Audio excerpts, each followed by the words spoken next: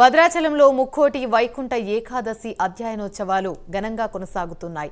అధ్యయనోత్సవాల్లో భాగంగా 5వ రోజు స్వామివారు వామనావతారంలో భక్తులకు దర్శనాన్నిచ్చారు. స్వామివారిని దర్శించుకోవడానికి భక్తులు అధిక సంఖ్యలో తరలివచ్చారు. ఈ అధ్యయనోత్సవాలు ఈ నెల 20వ తేదీ వరకు కొనసాగుతున్నట్లుగా ఆలయ అధికారులు తెలిపారు.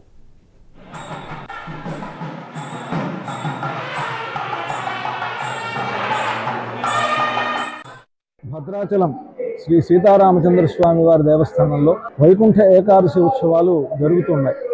దాంట్లో భాగంగా పహల్పత్తు ఉత్సవాల్లో ఈరోజు 5వ రోజు. ఈ 5వ రోజున భద్రాచల రామచంద్రమూర్తి వామనావతారంలో భక్తులకి దర్శనం ఇస్తూ ఉన్నారు. భగవంతుడు ధరించినటువంటి అవతారాలలో వామనావతారానికి ఒక ప్రత్యేకత ఉన్నది. ఈ అవతారంలో అటు ఒక దుర్మార్గుడుగా ఉన్నటువంటి బలి చక్రవర్తిని అనుగ్రహించాడు. అలాగే దేవతలకు కావలసినటువంటి వాటిని కూడా ప్రసాదించినటువంటి అవతారం. ఈ అవతారంలో దుష్ట శిక్షణ అనేటువంటిది ఆ శిక్షణ అనేటువంటి సంపటంగా ఉండకుండా, అంటే ఆ వ్యక్తిని నాశనం చేయడం అనేటువంటిది కాకుండా అవతల వారిలో ఒక రకమైనటువంటి మార్పును తీసుకొచ్చేటువంటి పద్ధతిలో జరిగినటువంటి ఒక గొప్ప అవతారంగా దీన్ని చెప్తారు. అంతేకాక ఈ వామనావతారంలో భగవంతుడు ఈ లోకములన్నిటినీ కూడా తన పాదములతో కొలిచినటువంటిది గాను, ఆయన పాదస్పర్శతోటి ఈ 7 లోకాలు అంటే 14 లోకాలు తరించినట్లుగాను మనకు పురాణాలు చెప్తూ ఉన్నాయి.